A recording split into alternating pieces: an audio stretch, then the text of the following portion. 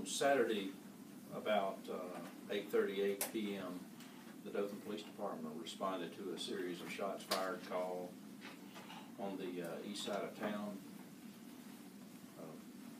While the officers were responding to that call, we received the fire department received a call of a motor vehicle collision, and police responded as well. The individual who was involved in the wreck is going to be the victim in this case.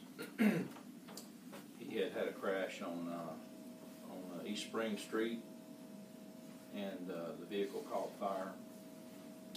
And once police arrived, it was soon determined that he had been shot twice.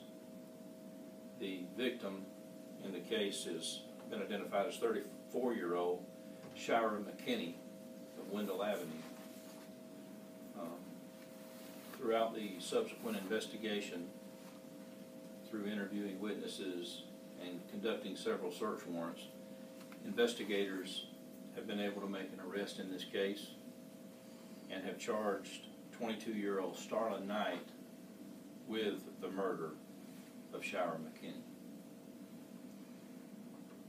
Assisting the police department in this case was the Dothan Fire Department, the Fire Marshal's Office, the State Fire Marshal's Office, as well as ATF, the Department of Alcohol, Tobacco, and Firearms. So bond has not been set at this time, but probably will be later on today. And of course, our prayers go out to the family of the victim in this case. And with that, I'll transition over into the shooting that March the 3rd, the 2100 block of Aberdeen, emergency services received a call that there had been an individual who was at the residence and was deceased.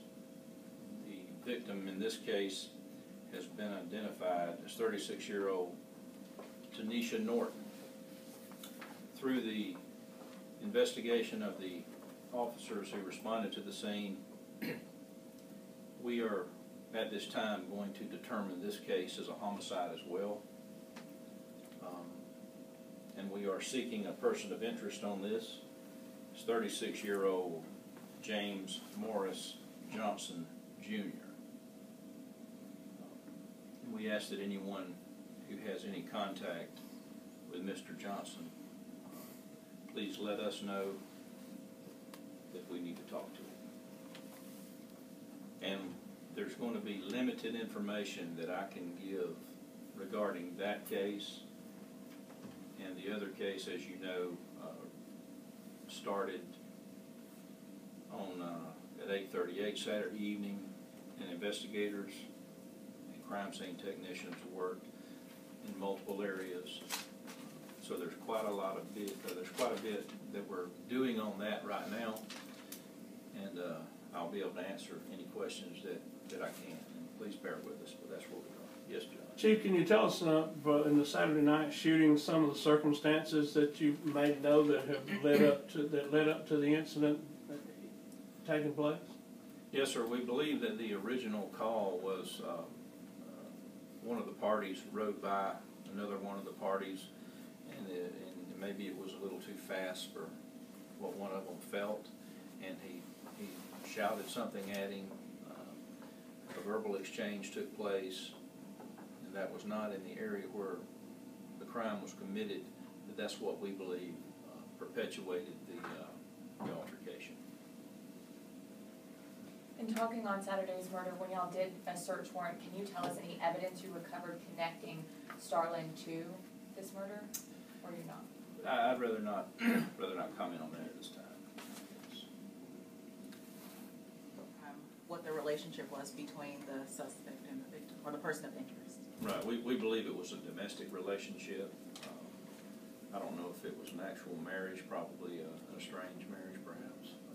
But we are seeking to talk to that gentleman. Do you think Mr. Johnson's still in the area, or have you widened your search to possible other locations? You know, we've actually spoken to him and conveyed to him that we would like to talk to him. And he has not made himself available to us at this time. So we'll just leave it at that. We're actively looking for him. On Saturday's murder, is there anyone else that was not helping, but that was with Knight that maybe, are y'all looking for more charges possibly? No, not at this time. We do have some eyewitness testimony, but I don't want to go into that a whole lot with regard to other parties involved.